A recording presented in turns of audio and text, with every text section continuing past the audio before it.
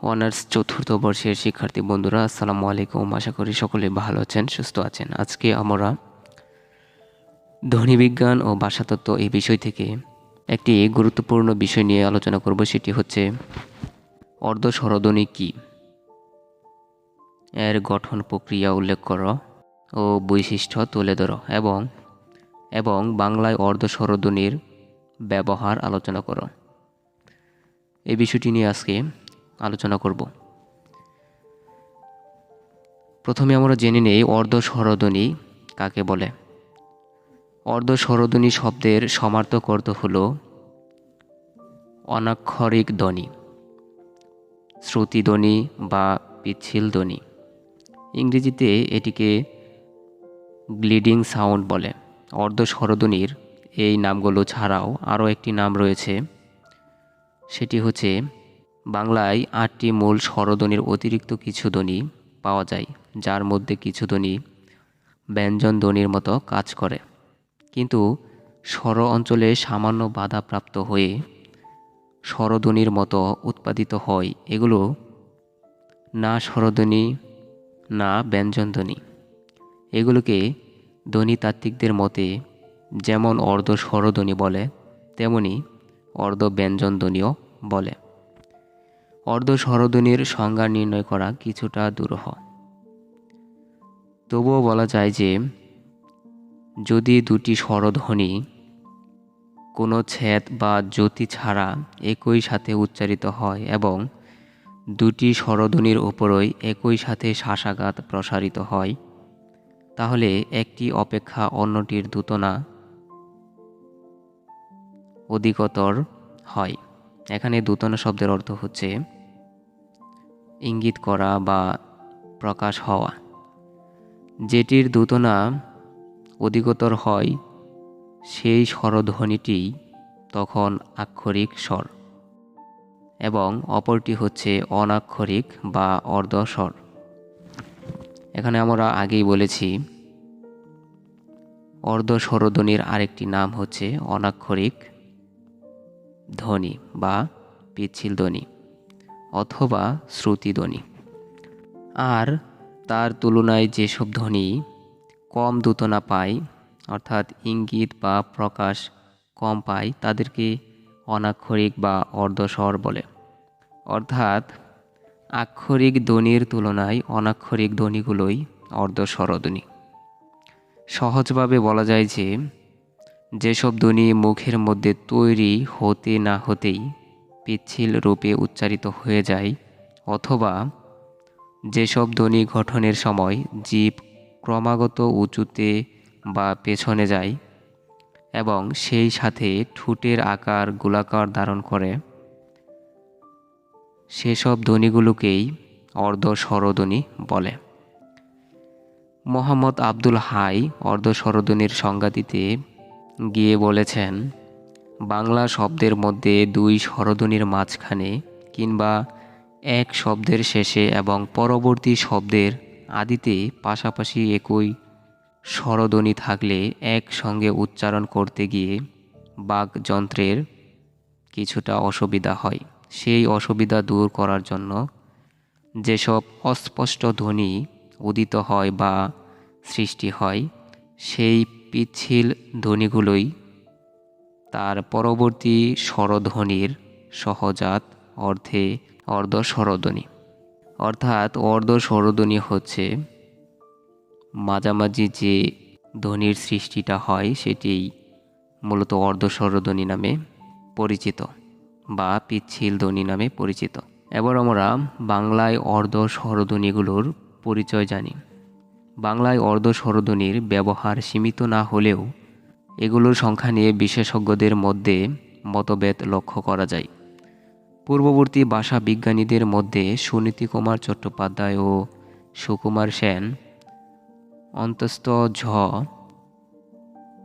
এবং অন্তস্থ ভ এই দুটিকে অর্ধস্বরধ্বনি বলে উল্লেখ করেছেন। তবে এগুলো বাংলায় অর্ধস্বরধ্বনি হিসেবে ব্যবহার হয় না, কেননা এই দুটি ধ্বনির উচ্চারণ যথাক্রমে বর্গীয় ঝ এবং পবর্গীয় ভ এর সাথে অভিন্ন। তবে ইংরেজিতে এগুলোর ব্যবহার রয়েছে। চার্লস ফার্গুসন ও মনির চৌধুরী বাংলায় 4টি অর্ধ স্বরধ্বনির উল্লেখ করেছেন। এগুলো যথাক্রমে হলো ই, এ, ও, উ। তবে অর্ধ স্বরধ্বনির উদাহরণে তারা উ এর জন্যে কোনো ন্যূনতম জোর দেখাতে পারেননি। ফলে স্পষ্ট যে বাংলায় অর্ধ স্বরধ্বনি সংখ্যায় মাত্র 3টি, যথা ই, এ এবং ও। এবার আমরা অর্ধ স্বরধ্বনিগুলোর ব্যবহার জানি। প্রথমে জানি ই সম্পর্কে। ই এই বর্ণটির 2টি উদাহরণ আমরা দেখতে পাই। যেমন একটি যা ই, যেমন আমার ছোট যা এই কাজ করেছে। এটি আলাদাভাবে বোঝানো হয়েছে, অর্থাৎ হাইফেন দ্বারা, যা করেছে। দ্বিতীয়ত যে উদাহরণটি দেখতে পাই, অন্তস্থ জয়ের সাথে ই যুক্ত হয়েছে একসাথে, অর্থাৎ আমি আজ যাই। 2 নম্বরে যে অর্ধ স্বরধ্বনিটি রয়েছে সেটি হচ্ছে এ। এরও 2টি উদাহরণ আমরা দেখতে পাই। প্রথমটি হলো যা এ, প্রথমটির মতোই, যেমন এটা আমার যা এ করেছে।